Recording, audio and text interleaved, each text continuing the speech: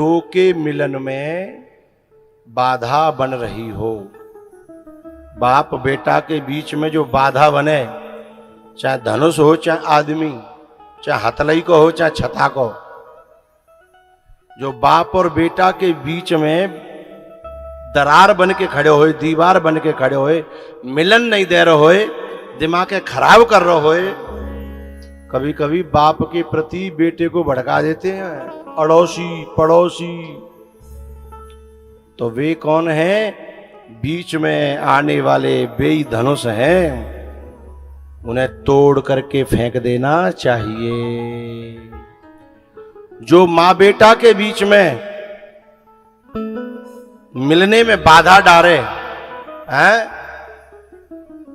चाहे वो घर को होए, बोलो करो भैया, पूरी ठेकेदारी मैंने थोड़ी ली है, ने का तो सहारा दे करो, चाहे वो घर को हो चाहे बाहर को, उसे तोड़ के फेंक देना चाहिए।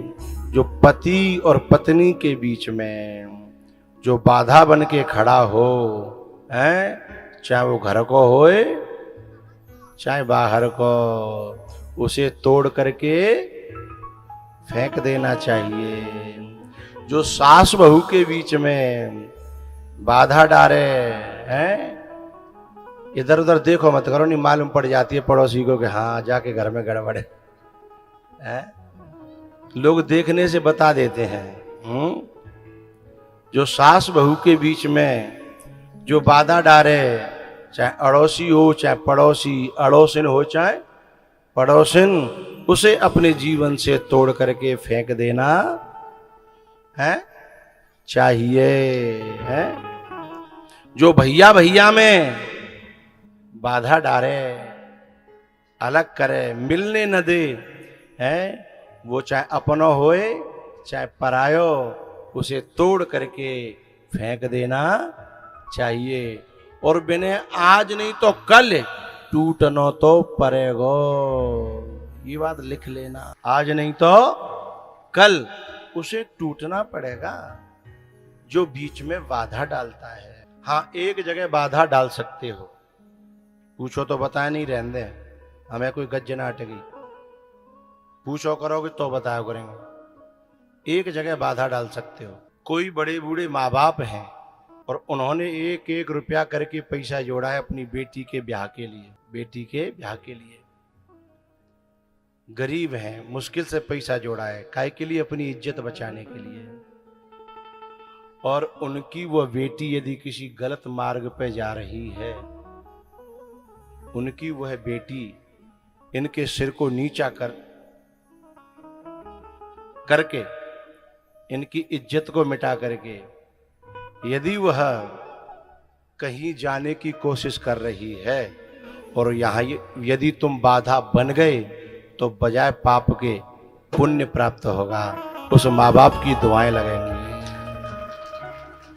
क्योंकि वो माँ बाप जिंदगी भर तुम्हें दुआएं देंगे, तुमने हम गांव में रहवे लायक छोड़ दे, हम समाज में जीवे लायक रह गए तुम्हारी मेहरबानी से। वहां यदि बाधा बन जाओगे तो पुण्य कमा जाओगे, फिर टूटना नहीं पड़ेगा, फिर तुम्हें कोई तोड़ने वाला पैदा भी नहीं होगा पूरे संसार में। यहां बाधा बनिएगा। लेकिन यदि कोई बाप बेटा है, माँ बेटा है, सास बहू है, पति पत्नी है, भैया भैया है, यदि इनमें बाधा बने हैं, तो समझ लिया, बताने की जरूरत नहीं है। धनुष को ऐसा टूटना पड़ा, ऐसा टूटना पड़ा। अच्छा, वहां कोई तुमसे ये कहे ना कि भाई देखो, तुम किसी की बच्ची है और बच्ची तो भावना में बह रही है, उसे न माँ की इज्जत का ख्याल है न बाप की इज्जत का ख्याल है, और वो तैयार है गलत मार्ग पर जाने के लिए, और उसे तुमने रोका, बाधा डाली, और वहां यदि तुमसे कोई कहे कि पाप लगेगा तुमको, तुम मिलने में बाधा डाल रहे हो, उनसे कहना ऐसा पाप हम कमा लेना चाहते हैं, लेकिन तू बहुत बड़ा पुण्य करे हुए जा रही है, है, अपने बाप को जीते जी मारने के लिए जा रही है, अपनी माँ को जीते जी मारने के लिए जा रही है। तू बहुत बड़ी धर्मात्मा के मार्ग पे जा रही है ना, इसलिए तेरे धर्म को हम खत्म करना चाहते हैं, और हम भले ही पाप लग जाए तो लग जान दे, वहां आपको पुण्य प्राप्त हो जाएगा। समझ गए ना?